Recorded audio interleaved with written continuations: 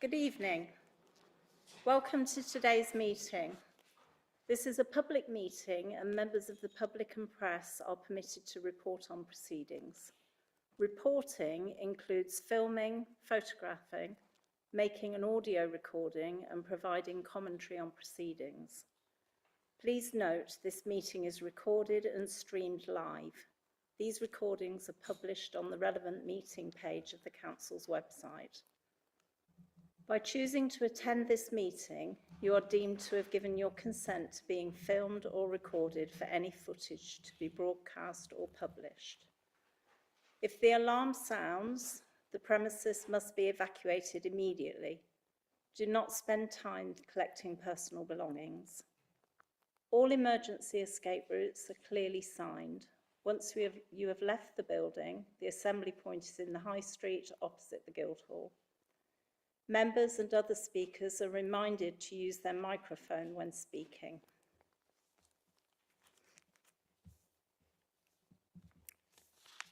So turning to the agenda, do we have any substitutes this evening? Chair, no, we've got no substitutes. We've got a full complement today. Okay, thank you. Any declarations of interest?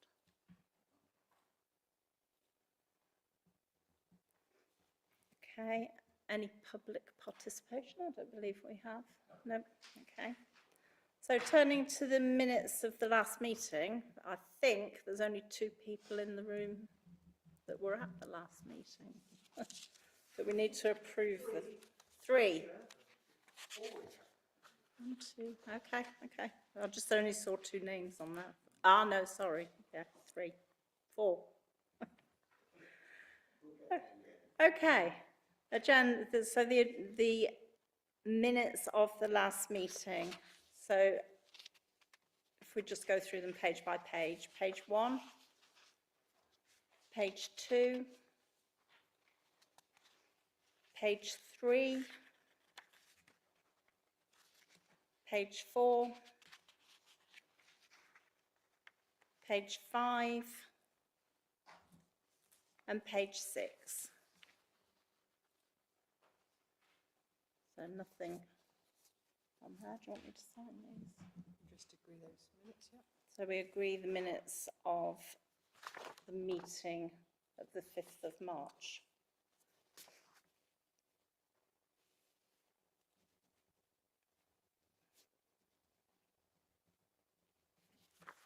Okay. So the next item, item 5 on the agenda, the Local Government and Social Care Ombudsman's annual review letter. Is that through you? Yeah. Thank you, Chair.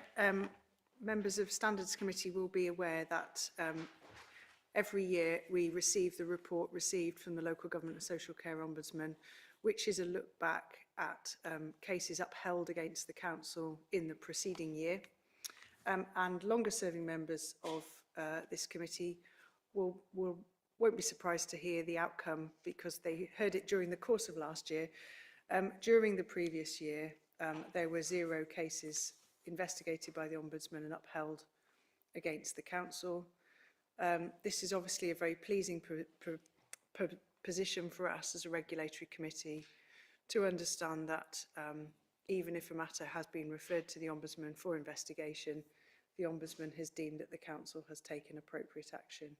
There's a table in the report at 3.1 which summarises kind of trajectory over the last few years. And you'll see from that that obviously numbers are typically low. There were 1 or 2 years where that wasn't the case, but that we've been on proceeding on a good course for the last few years in terms of number of cases upheld against us. We're very pleased that last year the outcome was 0. During the course of the year, this committee receives reports about complaints which are upheld during the current year. We're now in November and there are no upheld complaints against us yet either. So I'll just touch wood. But that's the current situation. There's 0 lodged against us at the current position. Very happy to take any questions, Chair. Thank you. It's great to hear that there's 0% upheld complaints, and that's really down to the hard work of officers and members. We're all working together well, which means that we're not getting any complaints. That's good. So I do have a question, but I'll let others speak first. Any questions? Councillor Cochrane. Thank you, Chair. I just wondered if you have any sort of sense of whether that is good luck or whether that is as a direct result of any changes to our sort of policies, procedures, or sort of working within the council. Through you, Chair. I think that the culture that members and the Managing Director both lead in terms of officer response is to be focused on customers, to be responsive to customers, to be willing to meet people face to face, to talk through things in detail. Our complaints process at stage 2 does allow for just a kind of procedural review at stage 1, but often at stage 2 we'll do an extensive review just to make sure that no issues haven't been properly addressed. And therefore I think the kind of cultural factors that are contributing to these good outcomes are being willing to really attend to the detail, and if something perhaps hasn't gone quite right at stage 2, to acknowledge that, even so if we issue a partially upheld at stage 2 with a complaint. If the complainant just really wanted to be heard and understood that there were failings that we should learn from, we would just accept that at stage 2 rather than argue about it and hand it over to the Ombudsman.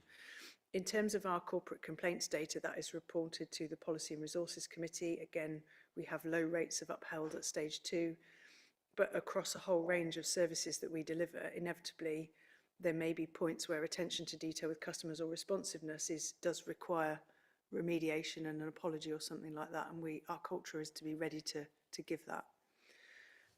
I think those would be the factors that I might point to. I think generally we should be aiming for very low numbers in terms of matters which go to the Ombudsman and then upheld.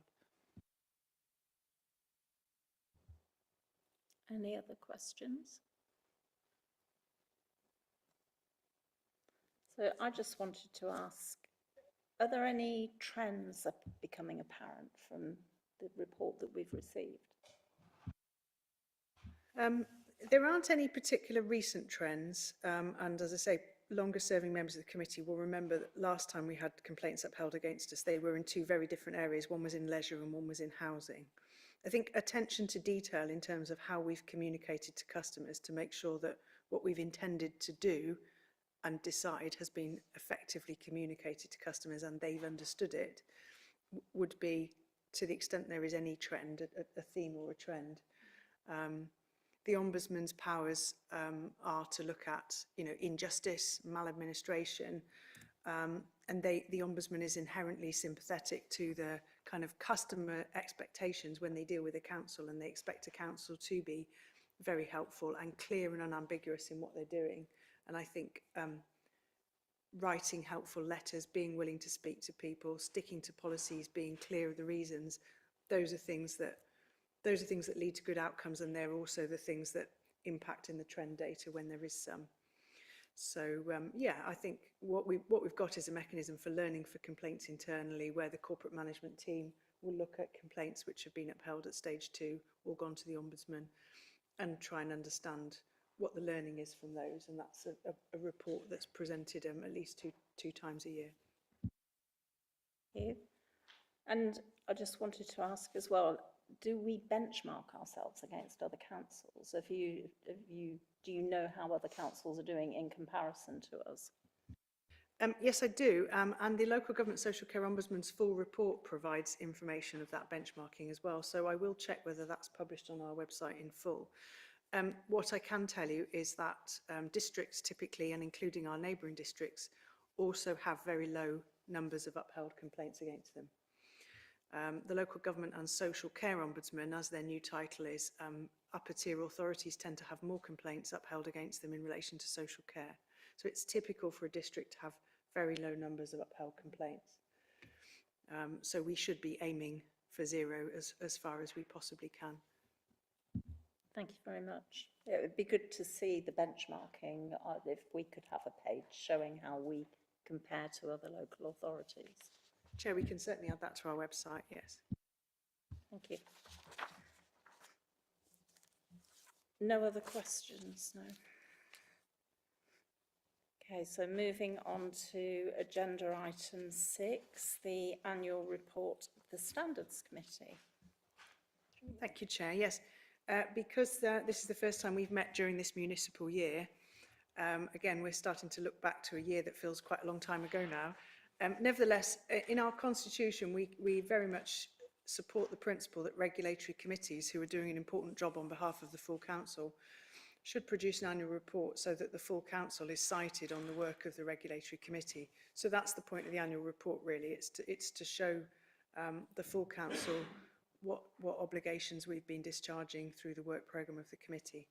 So the report sets out what the functions of this committee are, and at Worcester we've decided that this committee would be a committee that has a standing agenda and meets, as opposed to just being stood up as required. We've also got co-opted membership, which is absolutely recommended by the Nolan Committee. We've got, within the remit of this committee, the ability to consider complaints, as we've already talked about. So we've got the remit of the committee set out there. We've got the membership. And the report notes that we considered ombudsman complaints for the previous year. I've just referred to those already.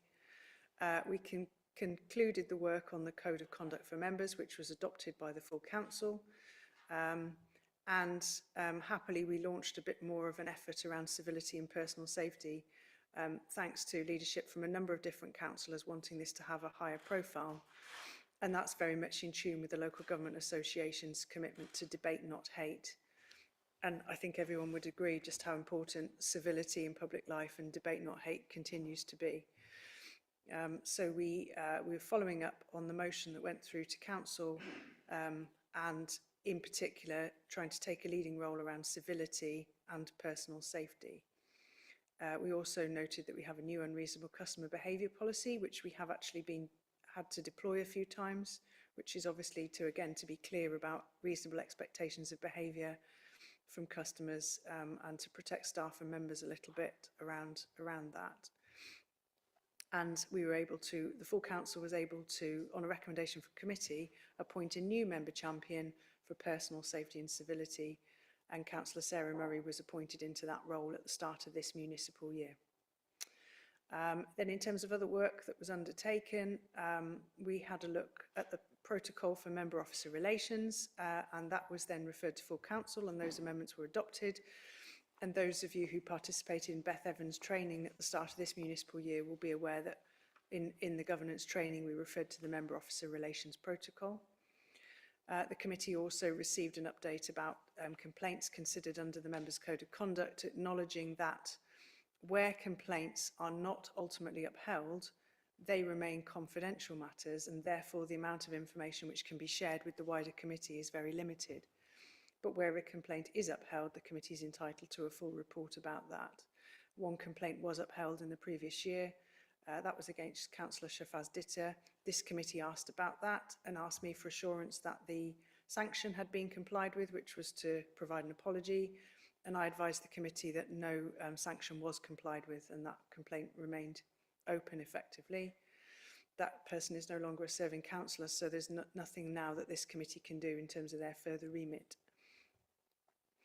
And then I think it's just worth reflecting on the member training, which I'm going to also invite us to discuss under our ethical standards update. But as I said, we have attempted to make sure that training keeps pace with the changes of membership that we've had in the last couple of years. So overall, it's a summary report, just to, as I say, to provide reassurance to the current committee and the full membership of the council that standards is a priority at Worcester and in the parishes, and to demonstrate our active work programme around this. Thank you, Chair. Thank you. Thanks for the detailed report, and thank you as well to our co-opted member and parish representatives who attend this meeting, because it makes it all possible that we can have these discussions. Any questions?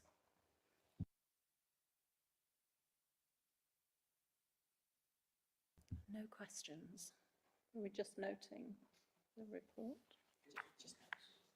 It's Yeah, going to full council. Chair, if you could just approve it, we'll refer this report to full council. Yeah, okay, so we all in agreement that we approve the report?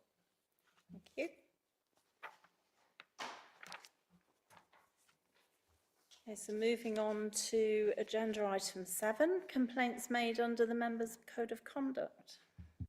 Thank you, Chair. And as previously referred to, obviously the remit of this in the public domain is somewhat limited where a complaint is not upheld. What this report does is look at complaints since the last report to the committee, so since the committee last met. So this is now covering a period from March onwards effectively. So since the last report to committee in March 24, 4 complaints have been received. 1 is still under assessment. I'll be speaking to the independent person later on this evening. 3 complaints were dismissed on the basis of no action. So those complaints were considered by myself and the independent person, Mr. Ray Needham, at the initial assessment stage. And those complaints were considered to not breach the principles of the code. So in terms of taking that stage by stage, the first question is, does the code apply to the conduct complained of? And in assessing those at the initial stage, we were satisfied that they were caught by the code insofar as they related to alleged behaviour whilst members were acting in their capacity as members. But in all cases, we were satisfied that there was no breach of the code. So 2 of the complaints, entirely separate issues, entirely separate members, but they both touched on this question of members' rights of freedom of expression, effectively under the Human Rights Act, balanced against code principles of equality and disrepute. And the outcome of the initial assessment from the Monitoring Office and the independent person was that members had judged that balance quite appropriately and lawfully and were entitled to exercise their rights of freedom of expression and had not breached the code principles of equality and disrepute in doing so. The other complaint, which was not upheld, related to a decision taken at committee, the antecedent events around that decision being taken, whether members had acted reasonably and impartially, which touched on code principles of integrity, honesty, lawfulness, reasonable care and diligence. And it may be that a person is dissatisfied with a decision that's taken by a committee, but dissatisfaction with the decision of a committee does not amount to a breach of the code of conduct unless there's been something improper in the way that's been undertaken. So those were those matters, and again, I don't want to tempt fate, but mercifully it's been a sensible period in terms of the amount of activity under the Code of Conduct, for which we're all grateful. Code of Conduct training has been provided that's followed the Local Government Association template slides, and I'm grateful to a number of you who participated in that. Always happy to offer out a further session, and I think, Chair, we're going to come on to talk about training in the next item. Thank you. Any questions or comments? Nothing. It is a very quiet meeting. Yeah. No problem. So are we agreed then? I think we need to note the report. Okay. Thank you.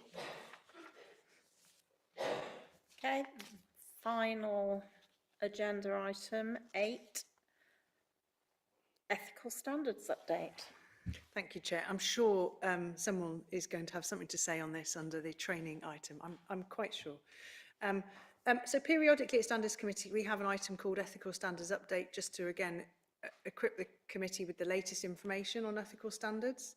And those of you who are on the recent training and who've been on Standards Committee for a while will know that the poor old chair of the Nolan Committee has been saying for a few years, is anyone going to reform standards in local government? And at the Local Government Association conference that's just happened, I think it was in 24th of October, the Secretary of State, Angela Rayner, said that she would like to take an interest in local government standards. So I'm sure that the chair of the Nolan Committee is delighted. The quote in there from Lord Jonathan Evans is, our report will be 4 years old, January 23. The recommendations were well evidenced and supported by the sector. The limited governance response has been regrettable. We hope our suggested reforms can be looked at with fresh eyes. So anyway, now we have a commitment to look at local government standards again. Exactly what that looks like, we don't have the detail yet, but we do know two specific things so far. We know that ministers are interested in ensuring that it's put beyond doubt that members' personal addresses can and should be private if members wish. You may remember that's an ambiguity in the current law, and we've always advised that if you have any doubt and you have any concerns, we will make sure your address is private. But there's a simple amendment that will put this point beyond doubt. And then separately and perhaps more substantively for this committee, the Secretary of State committed to looking again at the standards regime where the consequences for non-compliance with a sanction at the moment are it just becomes another breach. And obviously we had an example of that on a previous agenda item. And so the ministerial commitment is to look again at how that the outcome of a sanction still being locally determined might effectively have some teeth. They said, for example, suspension of a councillor for a period of time. So details to be confirmed. Some of you may remember that the Nolan Committee had quite a lot more in their recommendations. And another bit that a lot of us thought was really helpful, that would be really helpful for the government to go back and look at again, was the quite complex wording around declaring interests, different types of interests. And again, on the training recently, we tripped over that a bit. It is tricky, you know, do you have if you have a pecuniary interest, that's clear, but on other interests, are you directly related or more generally related? There's a lot of nuance has gone in the legislation, and the Nolan Committee said that they thought that should be a simplified regime to make it easier for people to understand. There were one or two other modifications that they were keen the government looked at again about transparency in terms of standards investigations. So I think that overall it will be welcome that the Local Government Association puts a bit of pressure on the government now with their busy agenda and says, well, let's revisit the Nolan stuff and let's bring some of these things to the fore. So the next thing that happened was a form asked to, you know, it wouldn't be council land, would it, if we weren't asked to fill in the form. So the next thing was fill in a form if you're interested in taking part in a dialogue on standards. So on your behalf, I filled in the form and said, yes, of course. So having filled in the form, we await. But I think the first thing they'll do is just clarify that home address point, and that's at least one point dealt with. Then the other thing to update on is you'll be aware that we have been rolling out training for city councillors since the all-out elections in May, and the standards training we did recently we extended to parish colleagues as well. I thought, just go back to first principles, a specific training module is not mandatory apart from training to be on a regulatory committee, so planning, licensing. But going back to first principles, under the Members' Code of Conduct, there is an obligation to undertake training on the code itself. But beyond that, if we're going to act with integrity and honesty, act lawfully, treat all people fairly and with respect, lead by example, you know, ensure reasonable care and diligence, that's going to suggest a commitment to training. And I'm very pleased to say that since May, councillors have demonstrated a really high support for training. And there's been really good attendance rates at a number of courses that we've offered, viewing this really as a reset and as an induction year. So I've just summarised there all the training that's happened since May. We've done a member induction conference where we had 33 out of 35 city councillors in attendance. The Bethan Evans Foundation and local government, we were getting sort of ethical standards, code of conduct, regulatory training, ICT, equality and diversity. We've been getting 70–80% attendance for these courses, which is excellent. Understanding the council's finances, I think Shane sort of trapped people in for that one on false pretences, that it was a budget briefing, and then he said, well, whilst I'm here, we've committed to do training. But, you know, I would just want to pay tribute, Chair, to the level of commitment that's been shown. I think it really is, we've got off to an excellent start.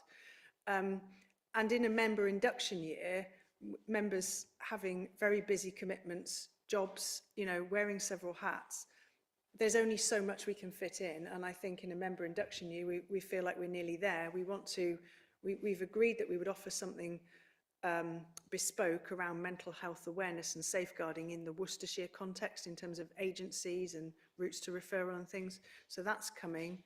We've offered personal safety training previously. We're going to offer that again. we are going to have a session with the Centre for Governance and Scrutiny in January on skills in scrutiny. So there are a few more bits coming. The LGA and LGIU have offered something around chairing and oversight of performance. But I think you'll probably agree we'll get to the end of this current municipal year and feel we've actually got quite a lot of training under our belt, and I'm conscious of, as I say, the demands on your time. But going beyond that, we've got another 3 years in this administration, and then we need to move into a training programme that's more tailored, that's meeting the needs of members in terms of their particular interests, their particular commitments to individual committees and so forth, and their own ambitions. And in that context, again, you'll be aware that we have another local government peer challenge coming up. So the last peer challenge was in 2019. Our next peer challenge will happen in April. And in the 2019, one of the recommendations was to, again, make a commitment to member training, including a member-led skills audit, to identify strengths and development opportunity. Councillor skills could be further enhanced through the introduction of a tailored programme of member development beyond mandatory training. So I'm distinguishing the year we've been in from the time ahead. And with the sort of busyness of the last few years with by-elections and various different elections, it hasn't felt stable enough to ask everybody, what do you want to do over the next few years? But I think we're at that point now. So I've just asked in here if we could just start that discussion tonight, and I'll take some notes. And obviously, I would always socialise these proposals through group leaders in any event, but really I would just like Standards Committee to start that thought process for me. And then just before I finish the report, Chair, I'm sure at the end you'll want to say something about your member champion role. I think what I'd like to say is that it's great to have a champion on any issue, because a champion is a positive word, and it's something positive about promoting civility and, you know, courtesy and high standards of debate. It's really, not every council has a champion on any of the member champion issues we have, but to have a role that's going to take that positive viewpoint, I think, you know, I don't know what anyone else thinks, but I think in the current climate, I think that's a good angle to add to our sort of arsenal of things that we do. Sorry, arsenal didn't sound very civil, did it? But I'll pause at that point, Chair, and I think I'm sure you'll want to come in, but I think it'd be helpful if we could start that conversation tonight about member training. Okay, so we'll take that to the floor then. Have you got comments, questions? Yes, Andy. Yeah, just you mentioned about the high level of attendance, and the one training course I could have attended, unfortunately, I wasn't available for or missed or whatever. So my question is, have you got a recording, an MS Teams recording of the ethical standards and code of conduct training? In which case, may I get access to it, please? Through you, Chair. That's the only one I don't have a recording of, because I wasn't technically competent to do all those things at the same time. However, I did want to offer the session again, because it is quite easy to deliver. It's quite challenging to sit through all the slides on declaration of interest. I'm sure others will agree, but it's a pre-prepared slide deck from the LGA. We're all working off the LGO code. So I did look, for these code of conduct sessions, we had about 50% attendance, which didn't trouble me too much because we've run it in previous years, but it did make me think it would be good to offer it again, and I'd be happy to offer it twice over, doing the whole daytime and an evening one. If we could phase them between now and, I don't know, March or something, one this side of Christmas and one before, then I'm happy to do that, spread the word again. And remember to record it this time as well. Thank you.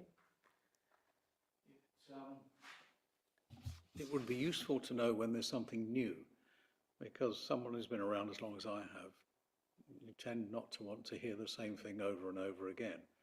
And it's not a waste of time, but it's time you could spend better elsewhere, shall we say. So if we knew what there was that was different and we could separate that from the rest, it might be useful.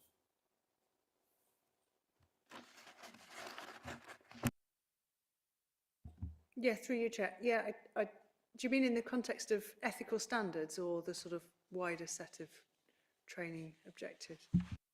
Well, all of it really, because I've been involved in the licensing committee since 2004. off and on, and I've been to a lot of training courses.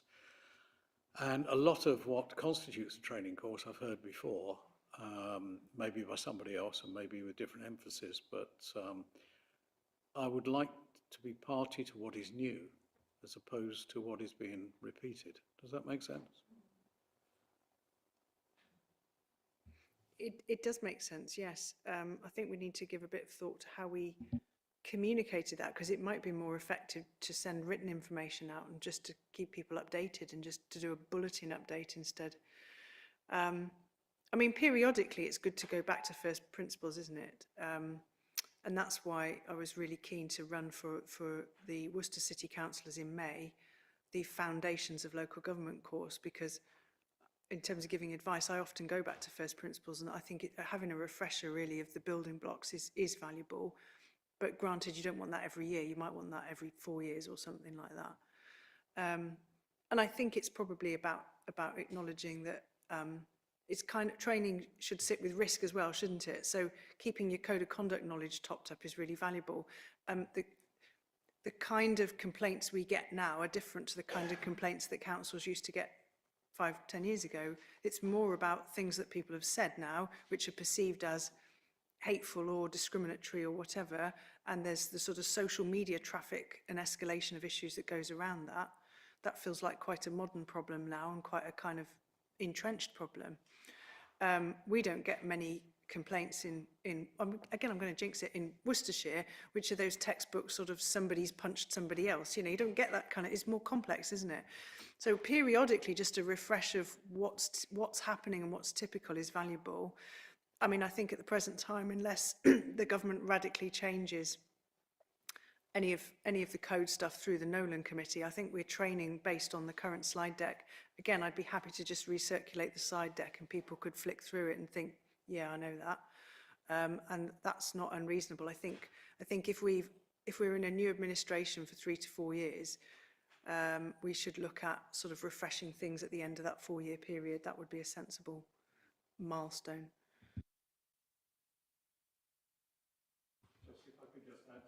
My worry is that if I don't turn up for a training session or a discussion or a meeting, it looks like disinterest. And it isn't necessarily disinterest. It might be that you have done the same thing before. That's all. Councillor Collier.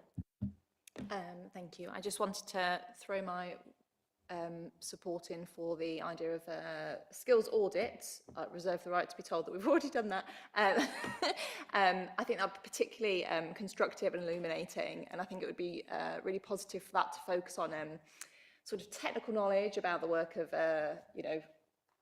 committees and areas of the work of the council, but also from a possibly for members to be able to reflect on those softer skills, the interpersonal skills. So it's one thing to assess whether you think you're good at understanding how a council's run financially, but reflecting also on how you relate to other human beings is also an important thing for us to reflect on. So yes to skills audit, that sounds excellent. Do you know, are there good examples of those out there already amongst other councils? Through you, Chair, there are 1 or 2 examples, but I thought what was interesting, the LGA said it's member-led, and I thought, well, I'm not sure how comfortable members would feel generally, in the same way if you asked a group of staff just to do it peer-to-peer, it's a bit awkward, isn't it? Really, you want someone skilled in a skills audit, you know, in the first place, to kind of understand, it's all a coaching style, isn't it, to draw things out of you and foster a discussion. I thought that sounded to me like an LGA type job, and if they could recommend somebody, I mean, obviously we do a lot of stuff in the council on a kind of peer-to-peer basis, so if members preferred that the skills audit was done within groups, we could go that way. But I sort of imagined myself in that process, and I thought you'd feel a bit awkward talking to your colleagues about those things, or perhaps you feel like you might miss something when you're talking to colleagues, whereas perhaps if it was externally facilitated, albeit by another member, that could be really valuable. And I wondered if we could somehow tag it onto the peer review and ask for that as a sort of action around the peer review time, if not before. Yeah.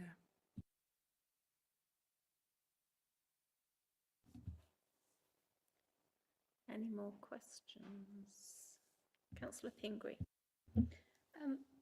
Not so much of a question, just more of a comment, is that I've really enjoyed all the training I've done so far, especially understanding the council finances one. I thought that was really, really good. The one thing that I would want training-wise is that I'd quite like to do some planning training. I know there's been a couple of sessions of planning training, but I just haven't managed to make it to any of them. They just haven't lined up with what I've been doing. But that would be really useful for me, and I imagine other councillors as well, because we have to deal with a lot of planning applications.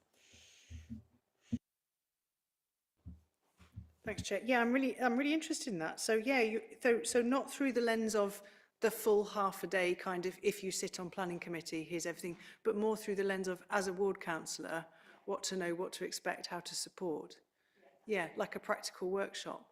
Yeah, that sounds great. I think Duncan would be happy to put something together if that would be helpful. Yeah. So when I first started, I wasn't sure what issues you could bring to planning committee. Yeah.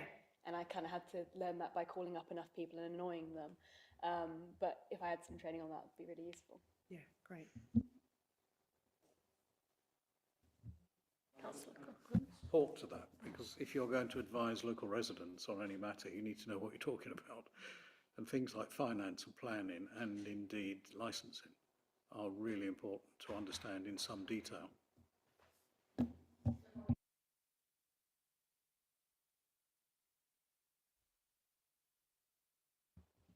Councillor Cochrane. Thank you. Yeah, just want to lend my voice as well in support of the idea of you know, the skills audit. I guess the other way round to look at it is the other way round of like you know, mention about what skills and interests of the individual members, but then also maybe what are the gaps. So what skills and are useful and are lacking. So that's could be part of the same process.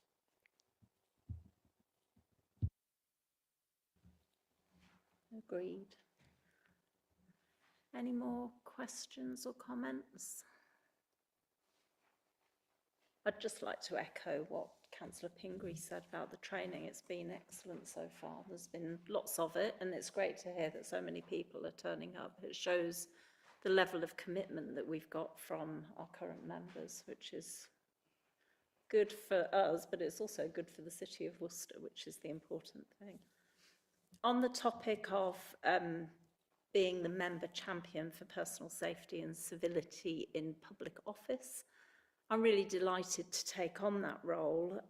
It's an exciting time for us. It means that we can shine a light on civility, whether that is towards members or officers. I know that a lot of officers suffer quite a bit of grief when they're out there in the public domain, and just attitudes seem to have just, standards have dropped, standards of public behaviour have dropped, and officers have suffered some quite horrific personal attacks on them. I don't know about physical attacks. Have there been physical attacks? I'm not sure. There have been a few, Chair. I mean, obviously you're aware that we report all incidents through the Health and Safety Report channel. Certain teams are particularly exposed to angry customers, and there are some minor physical altercations, yes. So it's quite bad for a lot of those officers, and I think we all stand together in speaking out against that and have that zero tolerance approach, and whether that is to officers or members, nobody deserves that level of abuse from anybody. So I'm happy to champion that role and hopefully drive forward high standards of behaviour. I'm also happy that it's a cross-party role and that we can all work together. So please, I would encourage anybody that's got any ideas of any campaigns we can run or anything that we need to be working on to drive forward that improvement, please do come and speak to me about it. Thank you. Okay. So are we all agreed we'll note this report? Thank you. And I think that's the end of the meeting. Sorry. No, it's not the end of the meeting. Item 9 is the inspection of the registers.